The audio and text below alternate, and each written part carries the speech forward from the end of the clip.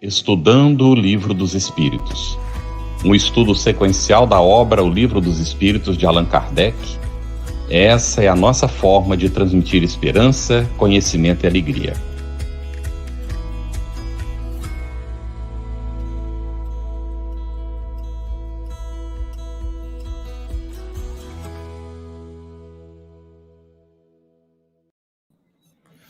Olá, saudações fraternas a você que está acompanhando o nosso Estudando o Livro dos Espíritos, muito bem-vindo. Hoje nós damos as boas-vindas à nossa querida Cris, com quem nós dividimos aqui a responsabilidade do trabalho, sempre aprendendo juntos. Obrigado, Cris.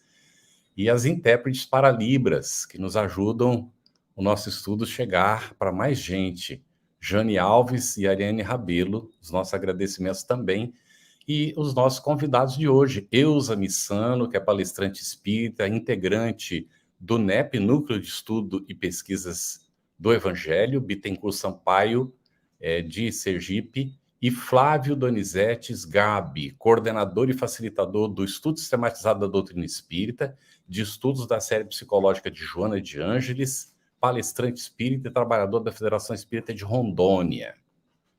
Nós informamos, gente, atenção aí, por favor, que nós vamos ter uma interrupção nas transmissões do nosso estudo durante o mês de julho. A equipe técnica sai de férias e a gente, então, volta a transmitir em agosto. Anote aí na sua agenda. Agradecimentos aos nossos parceiros de transmissão simultânea. Muito bom, Carlos. É sempre uma alegria renovada estarmos aqui no estudo. Hoje nós vamos dar seguimento, né? Estamos no estudo do capítulo 7º, da volta do espírito à vida corporal, com o tema União da Alma e do Corpo, e vamos contemplar as questões 353 a 360. E a primeira questão eu coloco para você, Carlos. Segue aí, por favor. Sim, é para a Eusa, então, 353, Eusa, começando. Não sendo completa a união do espírito ao corpo, não estando definitivamente consumada, senão depois do nascimento, poder-se-á considerar o feto como dotado de alma? Boa noite a todos, boa noite aos queridos amigos que estão conosco nesse momento, boa noite a todos os nossos amigos que estão no chat, é uma alegria mais uma vez poder estar com todos vocês.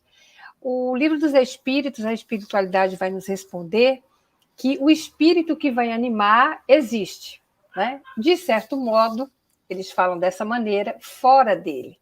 Então, o feto, ele não tem mais, né, propriamente falando, uma alma, visto que a encarnação está apenas em via de operar-se. Então, acha-se, entretanto, ligada à alma que virá a possuir. Essa é a resposta que o nosso Livro dos Espíritos nos dá, através da espiritualidade. Então, o que a gente observa? Não se pode dizer que o feto efetivamente tem uma alma. No entanto, ele está destinado a possuí-la, porque os laços vão se apertando pouco a pouco conforme o crescimento do corpo. Então, à medida que o espírito se conscientiza da necessidade de reencarnar, aí se inicia todo o processo de acompanhamento, de orientação especializada, não é? Através dessa progressiva ligação fluídica, né, dos espíritos com os fluidos perispirituais da mãe, né, até que ela possa, então, se completar. Na verdade, é uma interpenetração fluídica, né? As obras de André Luiz falam especificamente sobre isso. No livro nosso lá, a gente vai encontrar um Ministério da Reencarnação. Então, só um adendozinho, porque para os espíritos resistentes, né, resistentes à ideia do renascimento, né, aqueles que mais resistem ao processo reencarnatório, há uma intensificação desse desgaste, né, dessa ligação, as suas unidades energéticas, um torpor, e aí acaba sendo impelido compulsoriamente, então, a esse processo. Apenas para a gente arrematar, então, esse entendimento, no livro Gestação Sublime Intercâmbio, né, o autor diz que existe um intercâmbio energético. Eu achei isso muito interessante. Existe um intercâmbio energético entre as duas direções e de efeito bilateral. Então, olha que bonito, o espírito fica envolvido nessa malha energética, né? Que vai prendendo ele suavemente, fazendo crescer a vontade de voltar ao regaço materno, e do lado materno surge o desejo progressivo também de engravidar, em função desse estímulo psíquico que é gerado pela presença do futuro filho. A gente vê isso, né, no livro Vida e Sexo, há essa referência, Emmanuel faz essa alusão ao desejo, né, de engravidar, da mãe engravidar, diante dessas ligações da entidade ao campo fluídico da futura mamãe. Muito bom. E agora a próxima questão é para o Flávio. Flávio, vamos falar da vida intrauterina. Como se explica essa vida? Antes de responder essa pergunta, eu gostaria só de recuperar aqui o que nos dizem os espíritos numa questão anterior, que é a questão 351, né, quando eles nos explicam assim: quando a ligação do espírito que vai se reencarnar com o corpo que está se formando, né, à medida que a ligação do espírito vai se fazendo com esse corpo e o corpo vai se formando, o espírito progressivamente ele vai perdendo a lembrança do passado e ele vai aos poucos entrando no estado de perturbação, de esquecimento, como a sua consciência, por assim dizer, vai ficando botada, né? E ele, então, até quando chega o momento da reencarnação, quando ele começa novamente, quando ele renasce, ele começa a recuperar a sua identidade espiritual, né? A sua história espiritual. Daí, então, a gente vai entender melhor a resposta que os espíritos deram para Allan Kardec, né? Como é que se explica a vida intrauterina? Daí os espíritos dizem assim, que é como a vida da planta que vegeta. A criança vive a vida animal. O homem possui em si a vida animal e a vida vegetal, que pelo seu nascimento se completam com a vida espiritual. Tá? Daí, na pergunta 585 do Livro dos Espíritos, os Espíritos vão dizer para Kardec assim, que o vegetal ele tem a vida orgânica e a vitalidade.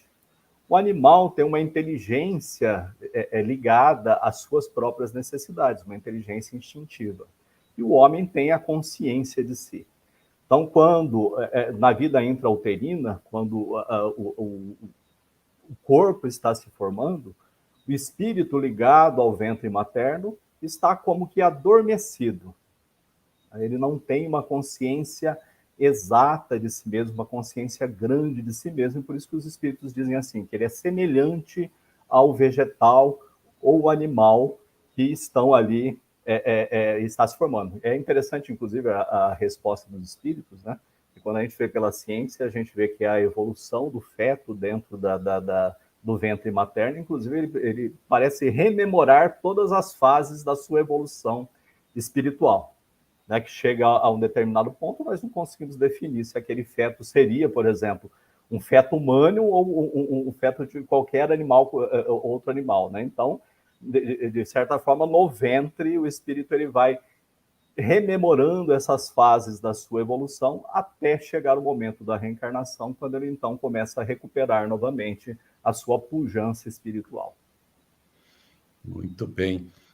A gente pode até dizer que a vida intrauterina é um período em que o indivíduo, o espírito, está numa câmara, num processo de materialização que leva 9 meses para se completar, não é? Aproximadamente. Muito interessante, Flávio. Aqui, Eusa, 355 agora. As perguntas são muito interessantes e nós temos perguntas do público também. Daqui a pouco nós vamos colocar, não é? Você que está acompanhando aí, já já a gente vai respondendo as perguntas. A 355, Eusa, há de fato, como indica a ciência, crianças que já no seio materno não são vitais? Com que fim ocorre isso? Isso. É importante, eu vou fazer a mesma coisa agora, né? Trazer e rememorar a questão 336, né? Porque é importante lembrarmos que a criança, quando deve nascer viável, ele está sempre predestinado a ter uma alma. Né? Porque nada foi criado sem finalidade. Mas aqui, a questão que se coloca é outra. E esse fenômeno das crianças não vitais, ela pode ocorrer realmente com frequência. Mas, de qualquer modo, sempre existirá um espírito que vai fornecer elementos para a formação do corpo em gestação. Então, nada se perde no universo, né? São experiências necessárias. Então, na questão 348, algumas vezes o espírito sabe que não será viável.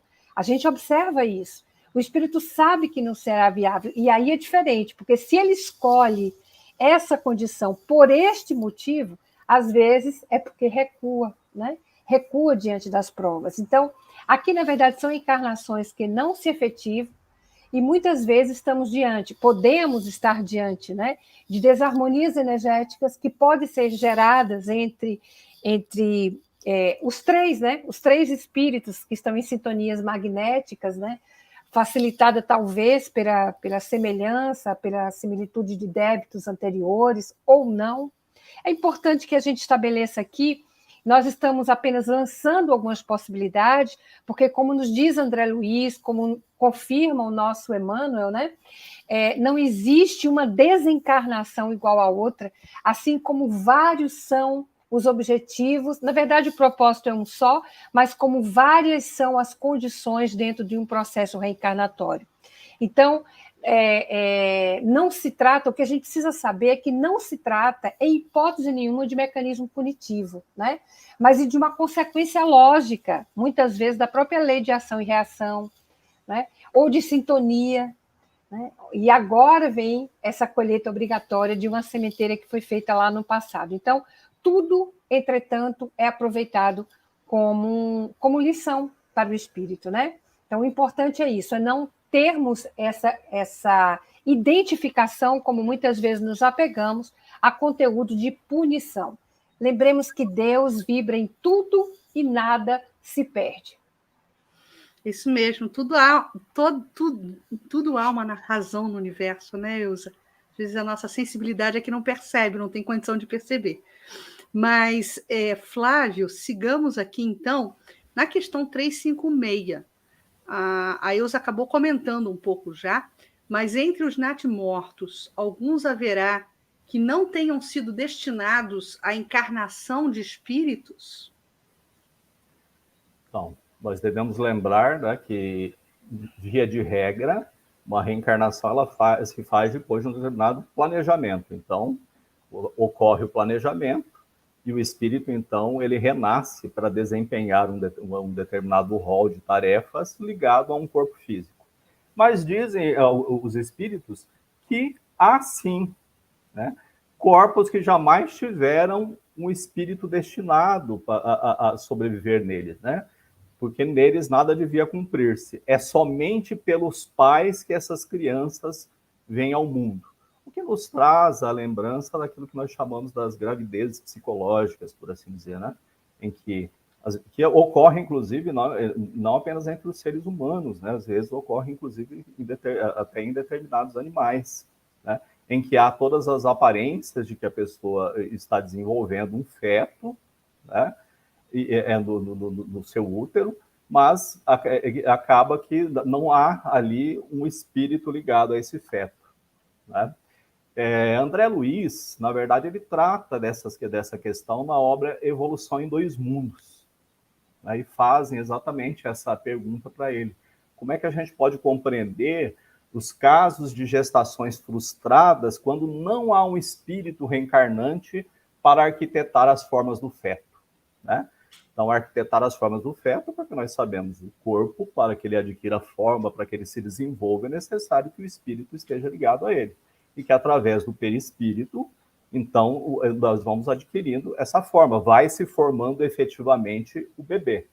Daí André Luiz, né, muito assim, superficialmente, vamos comentar isso, porque quem quiser depois vai buscar lá com mais detalhes, ele diz assim, né, que há casos em que a mãe, por alguma questão de reajuste que ela sofre perante as leis divinas, ela nutre um desejo muito profundo de engravidar, de ter o bebê, né? Mas pelas leis divinas, né, por conta da sua programação reencarnatória, ela não está destinada a ter esse bebê, e ela, através da sua própria mente, pode agir sobre o material genético e começar a formar não um corpo, né, mas um ajuntado de células que com o passar do tempo depois ele não vai chegar a termo, ele não vai formar um ser vivo. E também ele cita uma outra questão também, que é o caso em que a mulher, pode ser que ela se recuse, né? Já é o contrário, ela não deseja de forma nenhuma essa gravidez, e essa recusa deliberada, já que no começo da gravidez, o espírito, a ligação do espírito com o corpo, os laços são bastante frágeis, eles podem se romper por conta dessa recusa da mãe de engravidar, daí então a gravidez não se completa. O espírito se afasta e o corpo acaba não se formando de fato. Flávio, aí nessa questão, Kardec desdobra o 356A e ele faz a pergunta que eu vou te apresentar, e a Alvina também fez uma pergunta relacionada com isso, a Alvina Borges, às 19h59.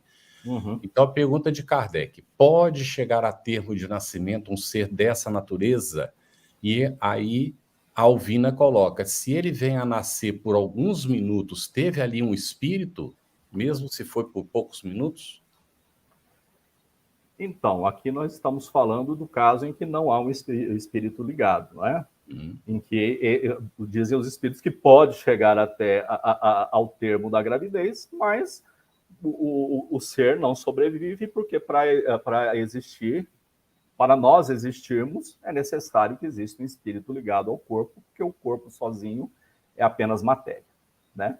Mas há casos em que, pela necessidade reencarnatória do espírito, há um espírito ligado, e por alguma questão do passado, por exemplo, algum complemento de uma existência anterior, ele pode chegar a viver apenas alguns minutos e desencarnar. Havia um espírito ligado ali, mas para ele, nesse momento, a necessidade dele era para passar por essa breve experiência, que pode ser breve aos nossos olhos, mas é extremamente significativa para o espírito reencarnante. Muito bom, Flávio. E dando andamento a essa questão, né? Segue-se daí que toda criança que vive após o nascimento tem forçosamente, essa palavra é importante, encarnado em si um espírito? Bom, daí os espíritos então respondem para Kardec com uma outra pergunta, né? Eles falam assim: mas o que seria de uma criança sem espírito? Não seria um ser humano, né? Porque a sede do conhecimento, do sentimento, do raciocínio, das lembranças é o ser espiritual. O corpo é apenas o veículo por meio do qual o espírito mortal se expressa com o mundo exterior. Então, necessariamente, se a criança nasceu e a criança está se desenvolvendo, há um espírito ligado a esse corpo, porque sem o espírito, o corpo nada seria, só um ajuntamento de matéria. Muito bem. Aqui, então, agora, Elza, nós vamos para 357. Que consequência tem para o espírito o aborto? Então, a espiritualidade vai nos responder que é uma existência nulificada, né? E que ele terá de recomeçar. Agora, veja só, uma existência nula que terá de recomeçar, uma existência. Então, veja, está falando de existência nulificada, mas não de experiência. Então, esse é o primeiro tópico que a gente precisa abordar aqui. Uma outra questão também, que eu chamo a atenção, é que a gente precisa identificar, né, a espécie do abortamento, né? Como é que se deu? Porque isso tem consequências, né? Tem consequências tanto para o espírito reencarnante, como para a gestante, para a mãe. Então, primeiro a gente identifica se há verdadeiramente um aborto, por exemplo, espontâneo, né? Que aí pode estar ligado a algumas... A gente pode conversar isso depois, dialogar com os nossos companheiros no chat também, débitos com a lei universal, na área do renascimento, enfim, várias possibilidades diante dessa problemática. Existem os abortos que são aparentemente espontâneos, mas são provocados mentalmente pela própria mãe, né? São as ações mentais da gestante, que traz uma profunda repercussão sobre as ligações energéticas desse espírito reencarnante enquanto embrião, e aqui a gente chama atenção que não é somente da mãe, Carlos. Aqui, toda uma família, né? Há todo um contexto aqui envolvido. Os abortos aparentemente espontâneos, mas que muitas vezes também podem ser provocados pelos próprios espíritos. Espíritos que precisam renascer com limitações físicas, por exemplo, né? E recua ante o sofrimento daquela previsibilidade, né? E aí a questão, inclusive a questão 355, ela informa sobre isso. Se recuar, acaba sofrendo muito mais do que aquele que não houvesse tentado nenhuma prova. Então, são os laços fluídicos fraquinhos, né? Muito tênues, né? Ele pode ainda desistir. E o próprio aborto indicado, né? Que é aquele binômio materno-fetal, que a gente também pode tratar depois. Então, a especificidade de cada caso é que vai para nós determinar situações que são absolutamente individuais e que são pertinentes a essas repercussões que são sofridas pelo espírito eliminado pelo corpo, ainda na sua forma de estruturação. Agora, uma questão que eu trago, gente, porque eu me preocupo muito quando a gente trata dessa matéria, não é? Porque uma regra rege a lei de causa e efeito. E nós espíritas aprendemos isso desde muito cedo. A reação da natureza sempre se fará proporcional à intencionalidade da nossa ação.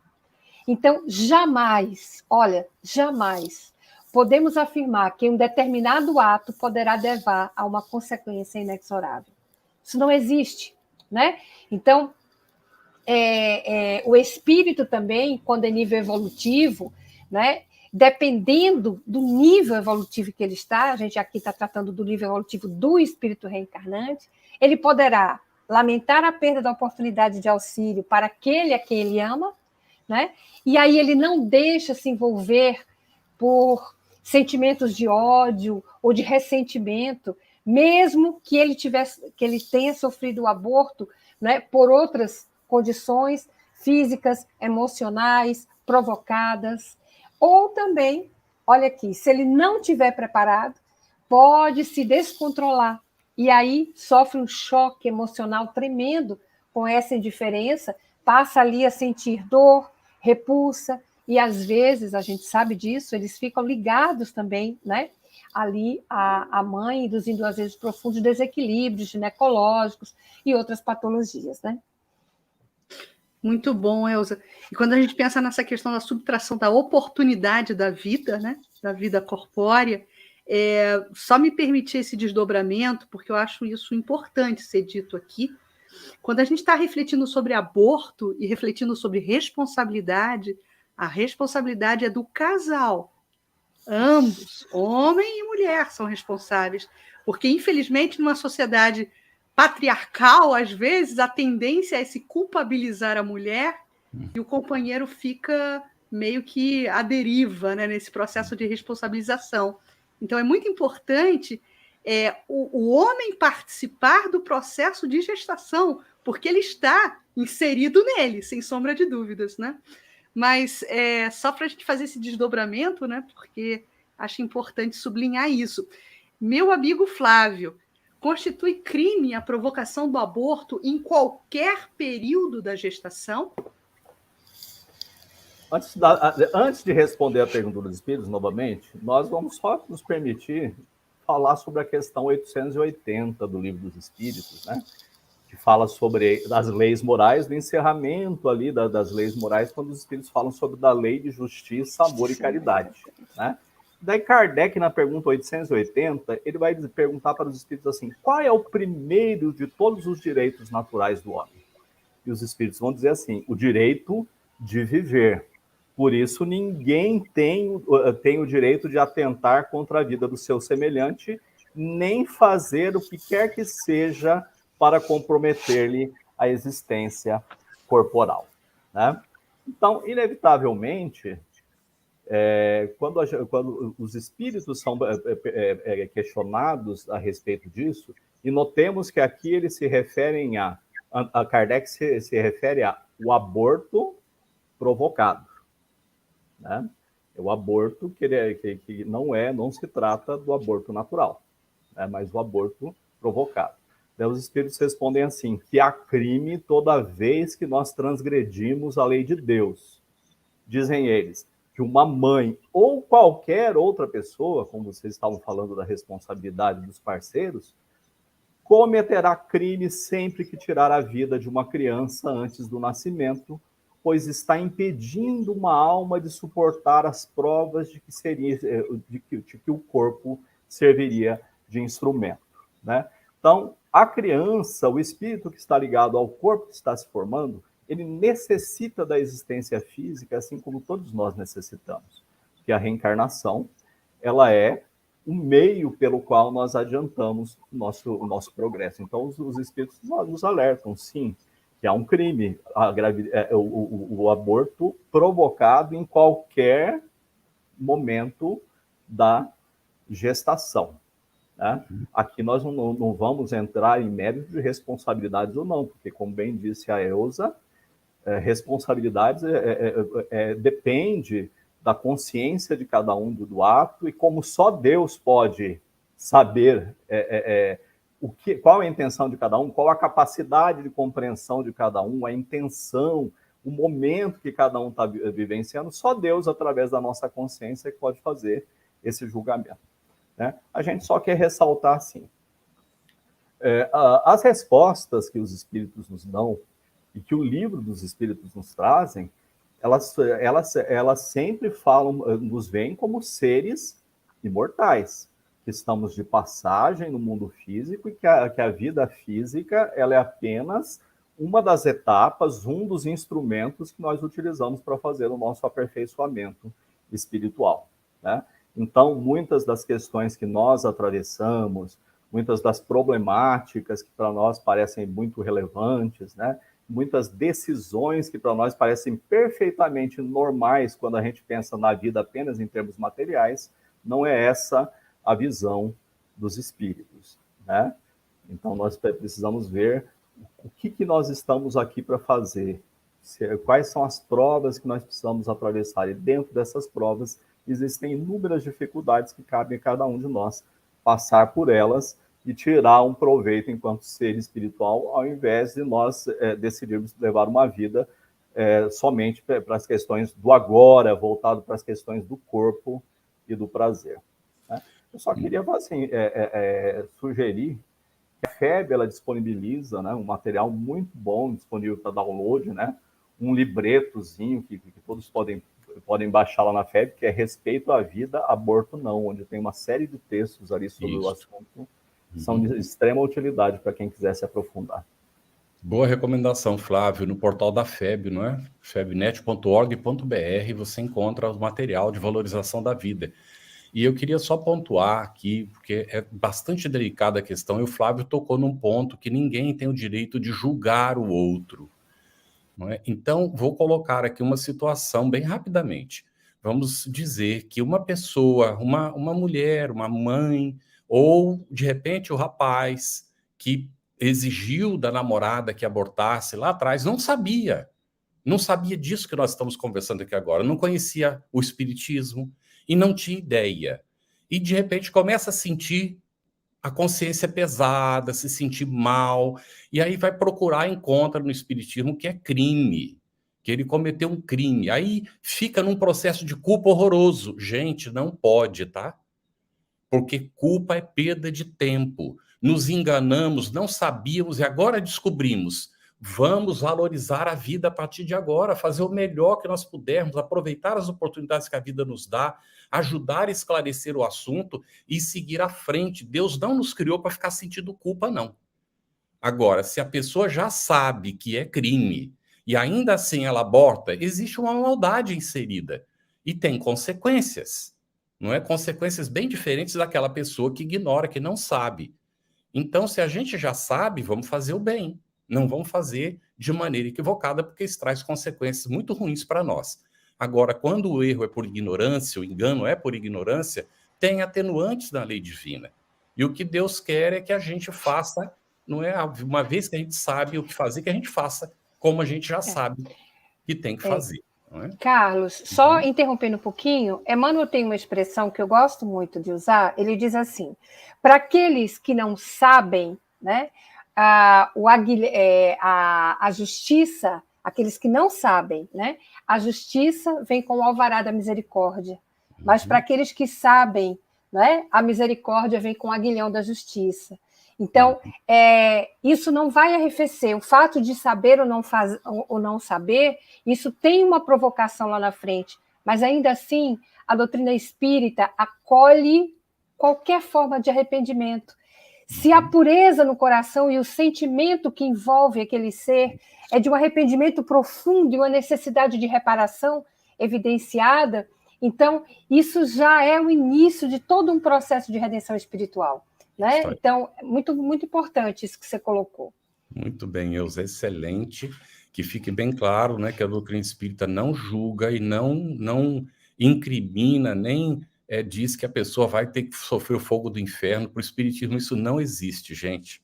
E não é para o espiritismo, é na lei divina que isso não existe, porque o espiritismo nos explica justamente a lei divina. Nós sempre teremos a oportunidade da reparação, mas quando a gente sabe, as consequências são duras, como foi colocado. Aí vem o aguilhão da justiça exigir de nós, porque nós não cumprimos o que a gente já sabia. A vida é sagrada. Concordemos ou não, é da lei de Deus. Então, é uma questão da consciência da pessoa. Elza, 359. Dado o caso que o nascimento da criança pusesse em perigo a vida da mãe dela, haverá crime em sacrificar-se a primeira, ou seja, sacrificar a vida da criança para salvar a da segunda, que seria o caso salvar a vida da mãe? Pois é. A espiritualidade, ela nos diz que é preferível sacrificar o ser que ainda não existe, a sacrificar-se o que já existe. Então, aí é uma questão de preferência mesmo, né? De preservação. Então, o sacrifício da vida do feto, né? Isso fica muito claro dito pela espiritualidade, nem sempre constitui, na verdade, nem sempre mesmo constitui contraposição às leis naturais. Porque, apesar de toda a fisiologia uterina, né, ela representar um ambiente seguro, ideal para a proteção, porque é lei divina, não é, gente? É lei de Deus, né? Do isolamento embrionário, muitas vezes, esses desajustes orgânicos inviabilizam a gravidez.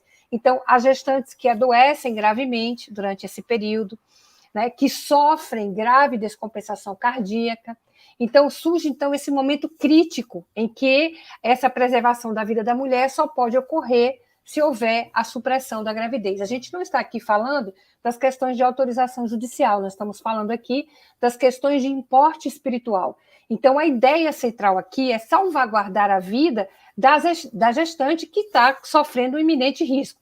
Agora, importante que nós não devemos extrapolar essa proposta, né? Avançando aí para outras situações de forma aberta, ampliando esse leque de indicação terapêutica.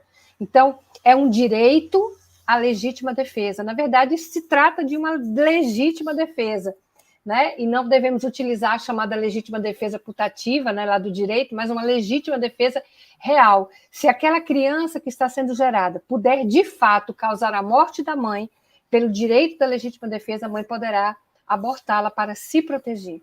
Então, essa é a única situação em que o espiritismo admite o aborto. Nas outras situações, aí a gente volta para a condição que o Carlos acabou de dizer, cabe à consciência da mãe julgar, ou a consciência, né, do pai, né, daqueles que formam um ciclo familiar. Lembrando mais uma vez o que nos diz o Emmanuel, ao que cai, basta a dor da queda. Muito bom, Elza. Agora a próxima questão aqui para o Flávio. A 360, Flávio. Será racional ter-se para com o feto as mesmas atenções que se costuma dispensar ao corpo de uma criança que viveu algum tempo? Então, vamos contextualizar também, né? Feto, então, é a criança antes de nascer, né? Cuja gravidez ainda não se completou, né? Na época de Kardec, essa questão devia ser mais complicada até do que os dias de hoje, né? Por exemplo, dependendo do estágio em que se deu, por exemplo, a interrupção da gravidez do feto, precisa-se, pelas leis humanas, fazer ou não certidão de óbito, né? Então, Kardec deve estar se referindo a essa questão quando ele pergunta, né, se é justo dispensar ao feto, né, a criança cuja gravidez não chegou a se completar, o mesmo respeito que se dedica ao corpo de uma criança que tivesse vivido, né? Daí os espíritos dizem assim, olha, vede em tudo isso a vontade de Deus e sua obra. Não tratais, pois, levianamente coisas que deveis respeitar. Por que não respeitar as obras da criação, algumas vezes incompleta por vontade do próprio Criador? Isso faz parte dos seus desígnios que ninguém é chamado a julgar, né?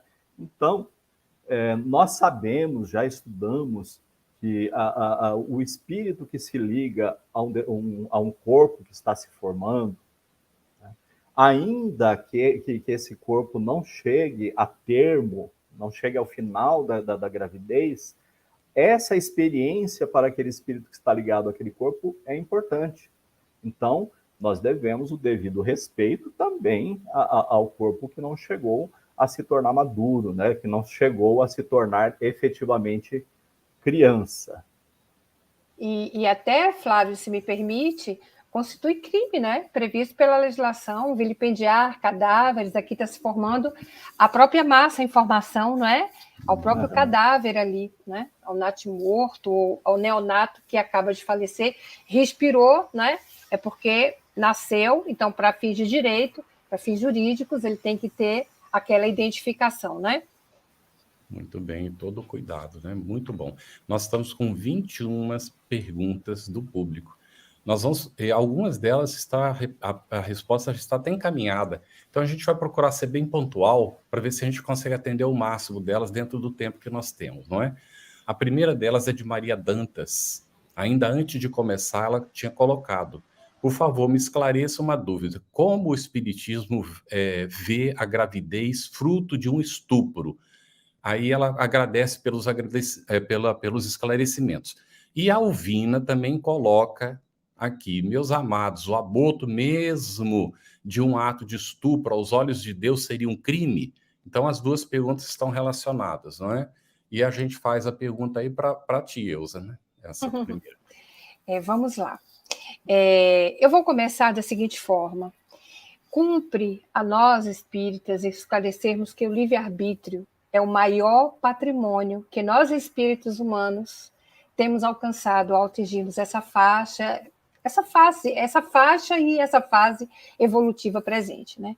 Então, entretanto, o livre-arbítrio, né, ele não vai legitimar as nossas atitudes, né? Ele vai oportunizar as criaturas decidir e se responsabilizar pelas consequências dos seus atos. Então, atenção, livre-arbítrio não legitima atitudes, mas nos torna responsáveis diante dela. Então, ninguém é mãe ou filho, né, de outra pessoa por uma casualidade, né, por um evento qualquer. Há sempre um mecanismo sábio da lei, né, que visa corrigir ou atenuar sofrimentos. Então, há tantos espíritos benfeitores, né, que, visando, às vezes, amparar a futura mãe, opta pelo reencarne nessa situação sugerida, por exemplo. Então, a vítima do estupro poderá ter, né, ao seu lado toda a luz que alguém poderá vir a ser seu arrimo, né, no consolo de velhice. A gente tem casos específicos citados, né, por irmão X, de abortamento da mãe, não sendo o caso específico, evidentemente, de estupro, não é? Mas de uma mãe cujos filhos, em sequência, apresentava deformidade, né? Apresentava patologia já no útero materno, e que, na verdade, a mãe justamente abortou aquele que deveria dar sequência a esse amparo, né? Que seria o arrimo e o consolo dessa mulher. Então, às vezes, são irmãos cheios de ternura, né, com projetos de dedicação, de amparo, então, que naquele momento, né, participa daquela situação, né, e necessita participar da vida material, dando o seu trabalho afetivo para aqueles a quem amam. Então, e acaba aí renascendo realmente como filhos. Mas eu acho que o importante aqui é a resposta que a gente deu à nossa questão anterior, né? Que o Espiritismo admite apenas a questão do aborto nessa condição para salvaguardar o direito da mãe, a saúde da mãe, né? A legítima defesa da mãe. Lembrando sempre a questão do nosso livre-arbítrio, mas que não vai legitimar as nossas atitudes. Muito bom, Elza. Próxima questão aqui é da Jeane Lima, lá de Nova York. Jeane sempre nos acompanhando. Ela pergunta sobre a reencarnação, Flávio, de gêmeos siameses, né? Que dividem vários órgãos. Ela pergunta, é compulsória essa situação ou planejada? Olha, a gente diria assim, que sem dúvida é planejada, né? Porque mesmo as encarnações que se fazem, que têm ligações do passado que são dolorosas, e inclusive nesse material que a gente citou ali da FEB, tem um caso desses, narrado pelo irmão X, né? Então, mesmo essas situações dolorosas, elas fazem parte de um planejamento, porque nada nos ocorre por acaso, né? Uma coisa a gente pode ter certeza, esses espíritos têm uma ligação muito forte do passado que faz com que eles se liguem. Aliás, certeza a gente não tem, né? Mas, assim, a gente tem uma grande possibilidade de que esses espíritos têm uma grande ligação forte do passado, que tenham escolhido, por assim dizer, passar por essa prova por algum motivo que vai apressar o seu adiantamento. Agora, uma reencarnação desse tipo pode ser compulsória? Pode, se os espíritos não tiverem ainda maturidade suficiente para escolher uma prova que eles necessitam passar. A gente faz, então, como os filhos pequenos, né? A gente não deixa eles fazerem aquilo que eles desejam, porque aquilo pode ser prejudicial para eles. E aquilo que eles acham que é prejudicial e que a gente sabe que é positivo, a gente faz com que eles façam, porque vê mais adiante o resultado desse ato que daquilo que a gente está exigindo deles hoje. Excelente comparação. Elza Ângela Jucá Sancho, 2001. A espiritualidade participa de todas as etapas de união da alma ao corpo? O espírito, mesmo depois de ligado ao zigoto, pode, em desdobramento, visitar familiares no mundo espiritual? Lembremos do caso Segismundo, né? Exatamente. Até a formação, né? Então, dessa intercambialidade, né? Sim, a espiritualidade participa, né? Evidentemente, não daquele ato sagrado, né? Onde vai haver a relação entre o marido, né? Ou entre o homem e a mulher para a formação, então, a necessidade, né? De concepção, e naquele ato, evidentemente que não, né? Isso André Luiz nos apresenta, né? André Luiz, inclusive, pergunta, mas nesse momento também a espiritualidade nos assiste, está ali assistindo? Evidentemente que não, né? E o que ele apresenta é essa formação, né? Tanto nos dois planos, né? Até essa completa formação, como foi a resposta que a gente deu aqui à nossa primeira pergunta que foi realizada, né? Inclusive, essas questões elas são tão bem elaboradas, né? Que nós temos um caso específico no livro Obreiros da Vida Eterna, que é tão interessante, essa engenharia que é feita pela espiritualidade, só rapidamente, que é muito bonito, né? Onde uma irmã, ela está previsto o processo de desencarnação, no Obreiros de Vida Eterna tem aquela sequência de segmento de desencarnação, e ela está para desencarnar e, de repente, ela recebe a mensagem, né? Os espíritos que estão trabalhando no processo de desencarnação recebem aquela mensagem de que ela vai ter uma moratória. E André Luiz não entende por que daquela moratória. É porque as filhas rezaram por ela. Não, olha, é aquele netinho, que não é o neto biológico, mas é um neto que foi pedir, né? E que as preces dele chegaram à espiritualidade. E aquele neto é um grande trabalhador do Cristo. E a mãe está grávida. Então, o que acontece? A moratória é dada para a avó, porque talvez o desencarne da avó iria abalar a estrutura da filha e, possivelmente, ela poderia ter a prática do abortamento. E aquele ser que estava sendo gerado era companheira, né? Era samaritana, companheira das missões que o Cristo deseja que esses dois espíritos voltem a se encontrar. Então, veja como é feita essa engenharia, como é lindo, gente, esse estudo da nossa doutrina espírita, não é? Muito bom. Olha, tem uma outra questão aqui da Ângela Jucá, mas está na sequência, a gente vai colocar aqui para o Flávio. O que acontece com o espírito após duas situações? Aborto espontâneo e provocado. Quais as consequências, estou exibindo aqui, quais as consequências físicas e espirituais para os envolvidos? Fala um pouquinho para a gente, Flávio, por favor. Bom, quanto ao aborto espontâneo, né, como já era algo que, inclusive, já estava previsto no planejamento, de modo geral, né, o espírito vai retornar para o mundo espiritual, vai passar por um tempo ali de perturbação, que pode ser mais... Perturbação que nós falamos aqui, não de ficar perturbado, né?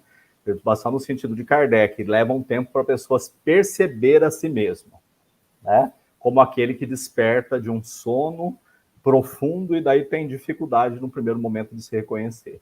Até então ele se recuperar o seu estado, por assim dizer, de espírito adulto, né? Depende um tempo que vai demorar ali relativamente à capacidade evolutiva, ao grau de desenvolvimento desse espírito espiritualmente, moralmente falando, né? Na questão do aborto provocado, daí as questões são mais complexas, né? Ela quer saber naquele que sofreu o aborto, né? Bom, porque se for um espírito que tem uma determinada elevação espiritual, tem uma determinada compreensão, ele vai compreender a atitude da mãe, vai perdoar e vai seguir adiante, né? Mas se for um espírito que esteja num estado evolutivo assim parecido com o nosso, né, é possível que ele guarde grande mágoa, né? Essa mágoa pode resultar aí em ele sentir os efeitos ali da forma em que foi produzido o aborto, né? Que às vezes a gente não fala muito disso, mas quando a gente vai ver os métodos em que o aborto é feito, né, o aborto provocado, né? Então a gente pode ver que é uma coisa que pode causar muito sofrimento para um espírito que ainda esteja ligado ao corpo físico, né? Então ele pode passar para o mundo espiritual, sentir as lacerações no corpo perispiritual, e ainda, né, isso pode gerar um processo obsessivo entre aquele que não perdoou e aqueles, né, vamos falar aquela, mas aqueles que não deixaram o nascimento se completar. Muito bem, Flávio. Essa eu vou responder rapidamente, Josilene, às 20 horas. A vida intrauterina é apenas como uma vida vegetal e animal sem nenhum espírito? Foi respondido isso já dentro da sequência das perguntas, não é? Porque o espírito ele é ligado pelo perispírito desde a concepção e vai se ligando ao corpo molécula a molécula conforme o corpo vai se desenvolvendo. Então, não há a presença, como a gente diz, no caso de já estar encarnado, mas está ligado. Então, já existe uma alma destinada e está ligada ao corpo já, portanto, já a vida, tá bem? Então, nós vamos perguntar agora para Ilza. No caso de uma criança engravidar, você até comentou já isso, Ilza, de um estupro, e a ciência analisa que a mãe corre risco, mas a justiça não autoriza o aborto. Como analisar tantos casos semelhantes dentro das questões 358 e 359? A gente não vai aqui tecer comentários, né, a respeito das questões da lei dos homens, porque a gente está tratando, evidentemente, das questões relacionadas às complicações espirituais, aos envolvimentos, né, as questões muitas vezes discutidas, né, pelas leis, que na verdade é uma busca ativa das leis universais, né, da própria lei de Deus.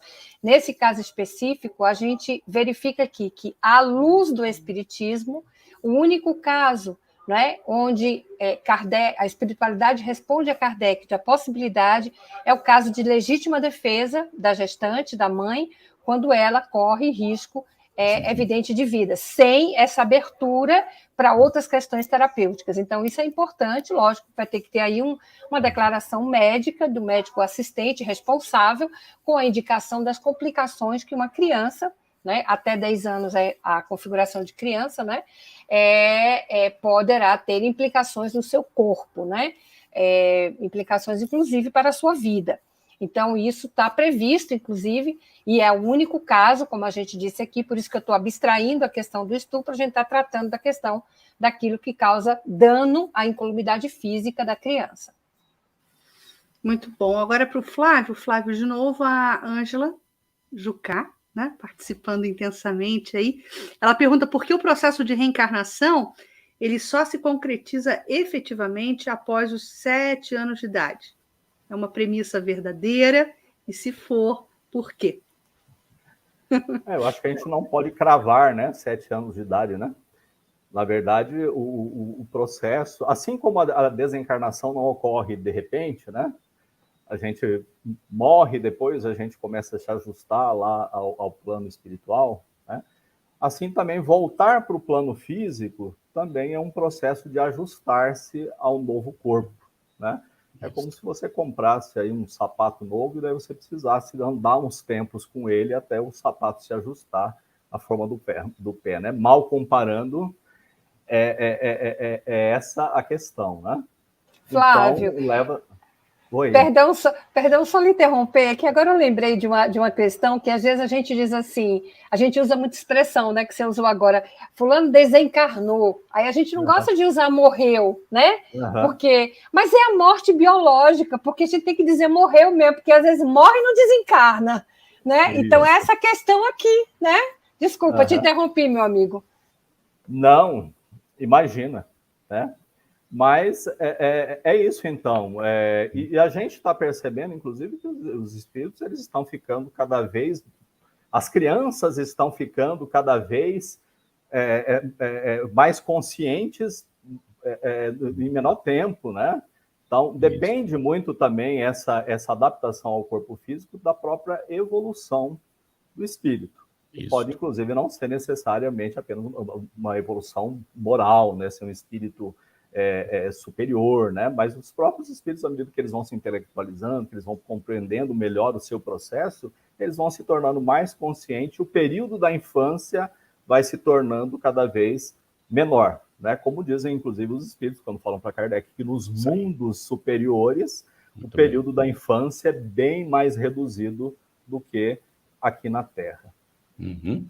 Eu só agregaria aqui que o processo não se concretizou ainda porque o organismo físico não estava preparado para que o espírito pudesse se manifestar em plenitude. E não é aos 7 anos só, são etapas sucessivas de 7 anos, como explica Leon Denis. Mas o Flávio deixou muito claro isso. Quanto mais evoluído o planeta, os habitantes do planeta, esse período vai se encurtando. O que acontecia, Piaget estudou isso, acontecia aos 7, aos 14 anos, entre 13 e 14 anos, hoje está acontecendo mais cedo, para a maior parte dos que reencarnam no planeta, porque o planeta está avançando, não é? Agora, essa aqui é da Wíslia Oliveira, às 20h08, para Tieuza, os embriões congelados estão ligados a espíritos? Não há uma expectativa, né? É a resposta que o Flávio apresentou, né? Quer dizer, na verdade, aqui há uma expectativa. Então, muitas vezes não há ainda, efetivamente, todo o processo, né, de ligação. Várias questões podem acontecer, né? Como foi a resposta do Flávio. Ele pode não ter um espírito destinado, né? Ele pode ser um processo inativo, reencarnatório inativo, como a gente viu aqui, que são a impossibilidade, ou os natimortos mesmo, né? Então, desculpa, natimortos não, crianças que não têm espíritos destinados, né, ao processo de reencarnação. Então, várias questões aqui podem acontecer especificamente, né? Muito bem. Muito bom. Flávia, aqui uma outra situação, uma outra variante, né, das consequências de um estupro. Vou exibir aqui a questão. Desculpa, não é essa, não. Daqui a pouquinho vem essa. A pessoa pergunta a Deilson Leite de Sá, o que podemos falar a respeito de uma mãe que foi estuprada, um erro ali de grafia, por digitação, engravidou e, por conta disso, resolveu doar o seu filho. Mais uma vez, a gente vai falar que a situação de cada pessoa, né, nós não podemos adentrar no que dizer se foi certo ou errado, o que deveria ter feito, porque é o mundo íntimo de cada pessoa. Mas nos parece, em relação a isso, que é muito melhor a atitude de ter o filho e dá-lo à adoção, dando-lhe a oportunidade de ter uma existência onde ele poderá continuar o seu processo de aperfeiçoamento espiritual ligado a uma outra família, né? Então, me parece que seria uma atitude mais correta em relação àquilo que os espíritos nos ensinam a respeito da questão do aborto, né? Deixaria de se cometer um crime nesse caso. Muito bem. Às 20h14, Eline Cota, essa eu vou responder rapidamente também. Boa noite, queridos irmãos. Os ovoides estariam nesses casos em que apenas a necessidade do choque anímico justificaria sua não finalização pelo nascimento? Pode acontecer, mas não podemos afirmar que todos os casos são desse jeito. É uma das possibilidades, não é? E aí a Gisele Maria, por que um espírito reencarna para ser adotado? Na sequência do que o Flávio acabou de responder, não? Por favor, Elza. Por que um espírito reencarna para ser adotado, né? Feliz dele, né? Emmanuel tem uns textos específicos que fala sobre tem um texto específico no Caminho Verdade e Vida, que o título é Parentela mesmo, né? Isso. E ele diz que nós temos uma obrigação de transformarmos o nosso laço de consanguinidade em verdadeira família. Mas os laços de consanguinidade, muitas vezes, os laços familiares, os laços espirituais, muitas vezes não correspondem a esses laços de consanguinidade. E é uma poesia muito bonita, né? Que é dita pelo Gladstone, pelo Tim Vanessa, em sua música, que diz que pelos laços fraternos Deus reconcilia os desafetos no altar da família. Então, muitas vezes isso acontece para o estreitamento desses laços, né? São laços fraternos que são reatados, espíritos que precisam desse reajuste necessário. Então, e é tão bonito quando a gente podia tratar um dia também sobre adoção, vai tratar, né, sobre adoção, e é tão bonito esse aspecto, né, não só do ponto de vista jurídico, mas sobretudo do ponto de vista espiritual. São, como diz Jesus, né, as grandes amizades já nascem velhas, são espíritos que se reencontram ali, ou para um reajuste, ou para que aquela parentela seja transformada efetivamente numa família, né? Em Elza, a Amélia Rodrigues ela faz uma comparação muito bonita, né? Ela diz assim, que na verdade todos nós somos filhos adotivos, porque o pai de todos nós é Deus. Os pais que nos recebem na Terra, quer eles sejam pai biológico, ou aqueles que nos receberam pelos laços da afetividade espiritual, todos eles são pai adotivos. Né? Ai, aos Flávio, quais perfeito. nós fomos emprestados durante algum tempo. Lindo isso, lindo. E o pai, de fato, é Deus, não é isso? É verdade. Muito bom. E todos nós somos irmãos, né? Família universal, exatamente por isso. Esse é o processo da nossa evolução, né? É transformarmos daqueles que estão embaixo, sob o mesmo teto, né? Nessa família, na expansão da família universal. Lindo isso, muito bonito, Flávio. Cris, só um minutinho, que uma das nossas intérpretes para Libras, Ariane, ela precisa explicar o que é ovoide. Bom, André Luiz explica isso para a gente na sua obra, que a gente recomenda a leitura, começando por Nosso Lar, vai até A Vida Continua. São vários livros muito interessantes que a gente recomenda a leitura. E André Luiz explica que os ovoides são espíritos que se envolveram num processo ou de culpa ou de ódio tão acentuado que vão perdendo a forma perispiritual. Perde os membros, os braços, as pernas, e se torna uma espécie de ovoide. Então, para recuperar essa forma, às vezes, são submetidos a uma dessas reencarnações temporárias que só tem a vida intrauterina, e às vezes nem completa, para reformar os membros e recuperar a forma perispiritual, tá bem? Aí, agora sim, Cris, por favor. A próxima questão aqui é da Mara Ribeiro, eu vou exibir aqui na tela, mas convidar a Mara para recuperar os primeiros 15 minutos do nosso programa de hoje. Porque os nossos expositores chegaram a comentar essa questão, né? da criança que desencarna em um curto espaço de tempo, corpóreo, e está tácito dentro desse planejamento estratégico espiritual que esse espírito passa por uma experiência, e logo, uma experiência necessária, e depois volta para a vida espiritual por algum motivo necessário para impulsionar a própria evolução desse espírito.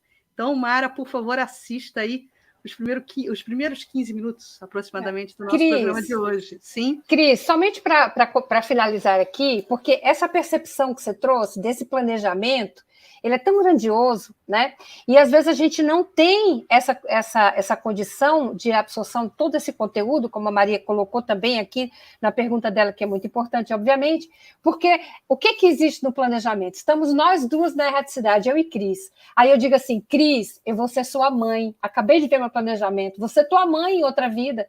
Aí Cris faz, é mesmo, Eusa? Falei, pois é, quanto tempo eu vou viver? Eu falei, ih, Cris, você só vai viver 44 dias. Aí Cris vai dizer, que maravilha! Só vou ficar na matéria 44 dias.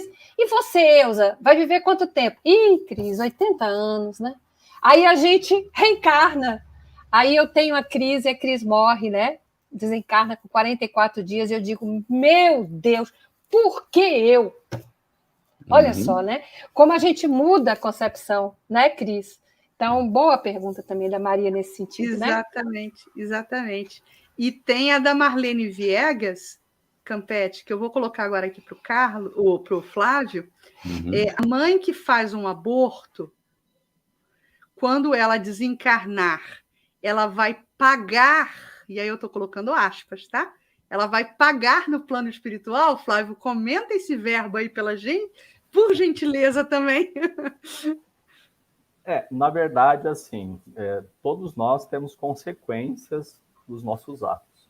Para que a gente pagasse, teria que ter alguém cobrando da gente externamente. E o que acontece é que, né, na verdade, essa cobrança é da nossa própria consciência, que a gente precisa perder essa noção de que existe alguém nos esperando lá no mundo espiritual para nos julgar, né? O julgamento, ele vai conosco, né? Todos nós vamos precisar nos recuperar dos nossos equívocos. É uma necessidade nossa, a nossa consciência busca isso. Mas as oportunidades que nos serão dadas para nos recuperar disso serão primordialmente através do amor, né? Aquele que cometeu um erro hoje, um equívoco, vamos ver a questão, por exemplo, do aborto, né? Ele pode renascer para cuidar de crianças abandonadas, né? E resgatar pelo amor aquilo o erro cometido no passado, né? Nós somente acabamos resgatando os nossos erros pela dor, porque quando nos são dadas tantas experiências de nos recuperarmos através do bem, através do amor, através da prática da benevolência para com o próximo, e nós nos tornamos resistentes a isso, né? Então, daí surge, dentro do mecanismo da lei, aquilo que nós chamamos de expiação, que é passar pela experiência dolorosa, mas que mesmo assim não vai ter caráter punitivo, porque mesmo essas situações dolorosas, elas vêm por conta da necessidade de reeducação espiritual e não de punição. E a punição não tem lugar nas leis divinas. Muito bem. Gente, eu vou pedir licença para resolver umas 5 questões que estão aqui, que já foram respondidas, né, e pedir aos companheiros que, se for necessário, revejam não só esse, mas os 2 anteriores, inclusive, que tratam do assunto, já vem tratando do assunto e que esclarecem, tem várias perguntas já respondidas. O Rui da Cruz, às 20h17. Nós, espíritos, continuamos a evolução depois de desencarnados no plano espiritual ou só encarregado evoluímos? Ou seja, encarnado deve ser, não é? Nós evoluímos também no mundo espiritual, mas o contato com a matéria é necessário para nós nos desenvolvermos. Então, os 2 processos são necessários, tá bem? Não é possível só se desenvolver no mundo espiritual, como também, logicamente, não só na matéria. Por isso é que existem as 2 opções, tá bem? E a Cezira Silva, irmãos, o espírito se liga ao feto na hora da concepção? Já foi dito nesse programa aqui hoje, no estudo, que sim, né? A gente pede, como a Cris fez, recupera, dá uma olhadinha, Cezira, né, no que foi falado antes, que já foi dito que sim, se liga no momento mesmo da concepção, tá?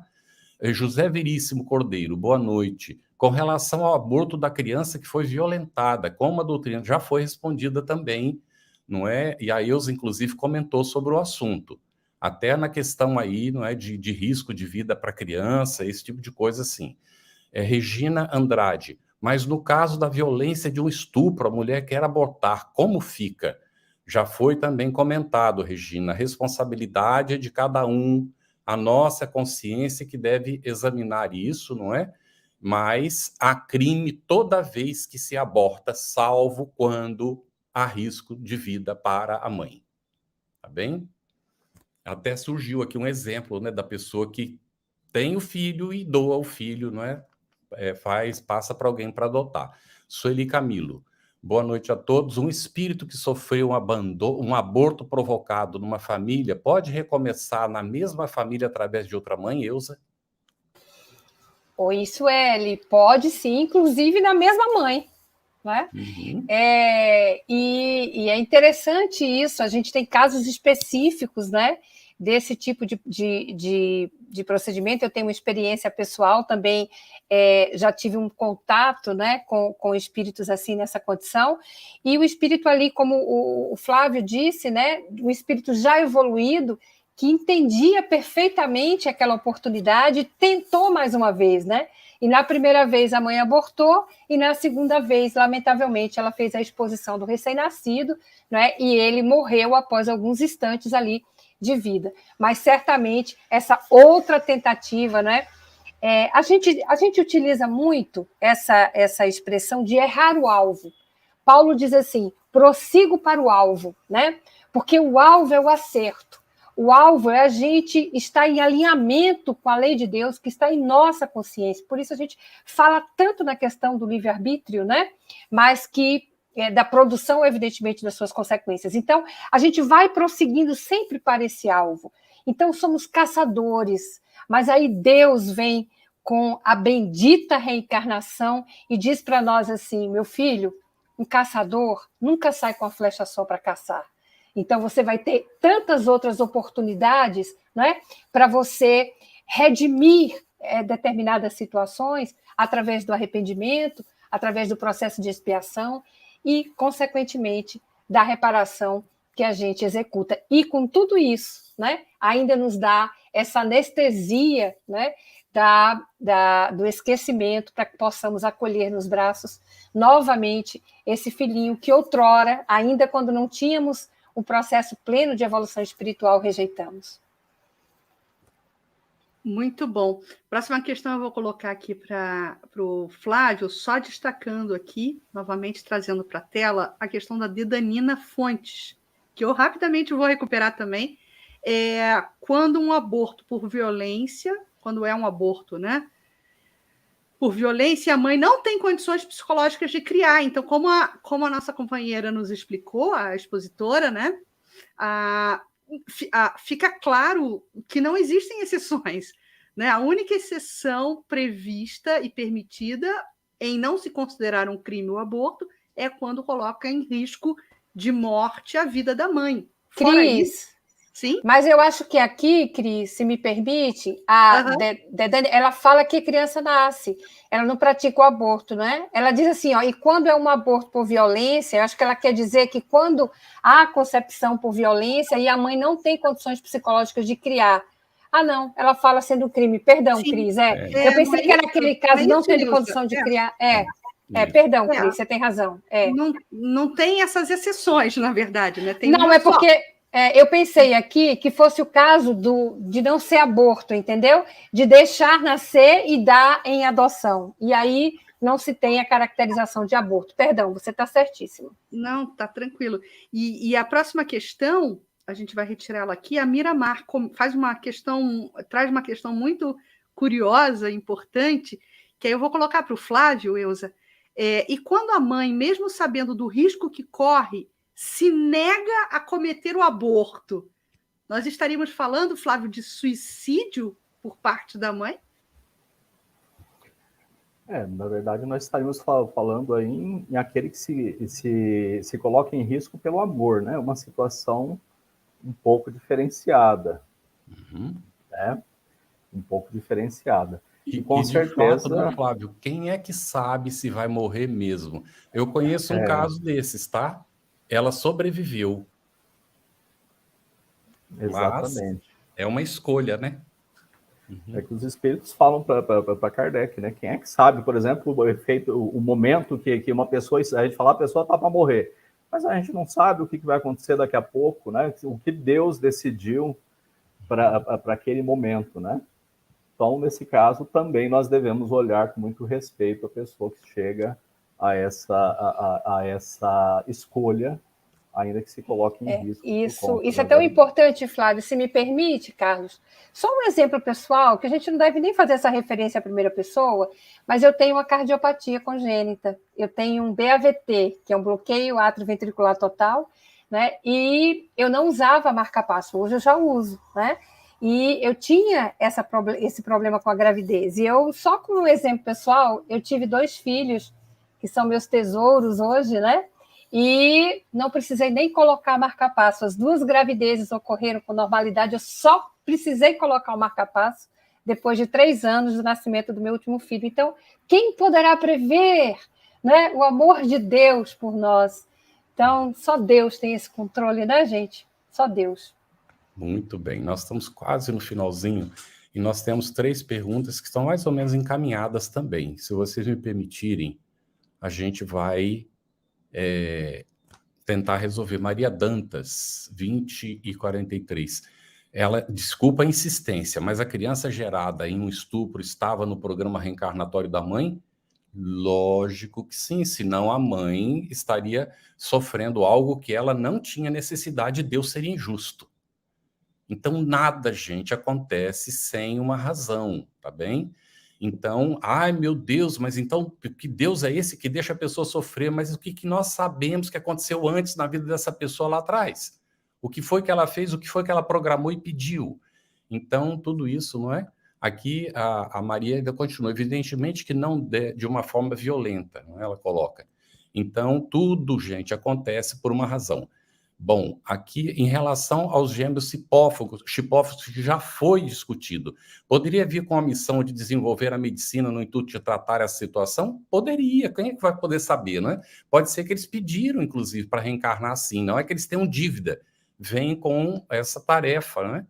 A Michele, quando a mulher aborta por causa que está com uma doença e ela fica com medo de seguir com a gravidez, olha, a situação já está explicada, Michele. É risco de vida para ela, confirmada, não é, pela medicina, tudo direitinho.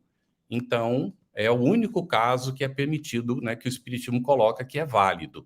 Agora, se não tem risco e a pessoa usa uma desculpa para isso, não tem justificativa, tá bem?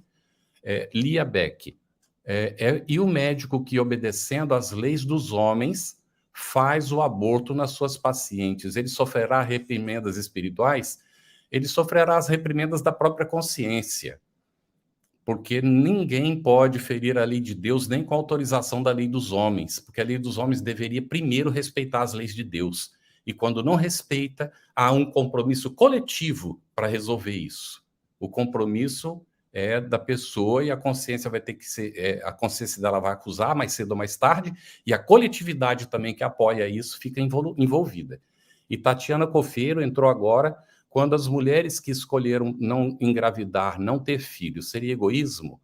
Aí vai depender, né? Aquilo que o Flávio falou, a gente não pode julgar, porque nós não sabemos o que vai na interioridade da pessoa, não é? Então, é um caso, de fato, de a pessoa examinar o que é que está me movendo para tomar uma decisão. Se for egoísmo, ela mesma vai saber que não é? Se ela se examinar. E aqui nós tivemos a Adriana Porpino, às 21h44, isso é? Ela colocou 20h44, desculpa. Boa noite. Eu estou no estudo 18. Vim aqui agradecer a todos os colaboradores por toda a ajuda através desse trabalho que é reconfortante. E diz que perdeu a mãe há 4 meses. Na verdade, não perdeu, viu, Adriana? Ela foi para o mundo espiritual, mas ela continua sua mãe, e naturalmente não é que vocês continuam ligados pelos laços do amor. Então, olha, estudo 18 ela está. Você pode recuperar os estudos anteriores, ver todos eles, estão disponíveis na FEMP TV. Relembrando, antes de finalizar, que nós vamos ter uma interrupção do nosso estudo agora em julho, retornamos na primeira semana, na primeira segunda de agosto. Então, nós vamos, no próximo estudo, seguir com o capítulo 7 da Volta do Espírito à Vida Corporal, e o tema vai ser Faculdades Morais e Intelectuais do Homem, nas perguntas 361 a 366. Muito obrigado pela sua participação, obrigado, Cris, Flávio, Eusa, as nossas intérpretes para Libras, e a você que acompanhou de casa, muito obrigado e até o próximo encontro. Você que colaborou conosco, a gratidão. Você que ainda não colaborou, tem a oportunidade de colaborar com a FEB TV para que ela cumpra a sua missão, que é divulgar o bem, que é divulgar a esperança, que é divulgar o Cristo através do Espiritismo. Muito obrigado a cada um de vocês. Nós agradecemos de coração.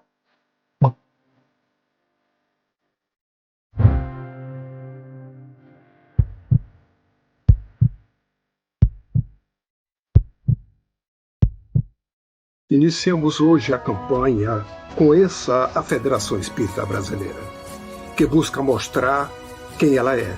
O trabalho realizado por meio desta instituição centenária, trazendo você para dentro da nossa casa. Como surgiu a Federação Espírita Brasileira? De Augusto Elias, o seu fundador, aos dias de hoje, o que ocorreu? Quem foram e quem são os vultos que fizeram e fazem parte dessa história? Qual a relação de nomes como Chico Xavier, Bezerra de Menezes, Ivone Pereira com esta instituição? Qual a sua missão? Como ela atua na formação do homem de bem?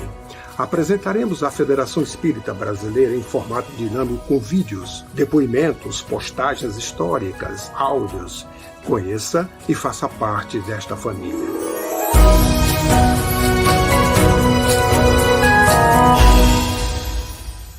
A Federação Espírita Brasileira lança o portal FEB Podcast, com conteúdos em áudio que objetivam esclarecer e consolar corações para uma postura de vida com fé, harmonia e esperança. Diretamente dos estúdios da Federação Espírita Brasileira, está começando o podcast Espiritismo em Pauta. Você está ouvindo o podcast Estudando o Livro dos Espíritos.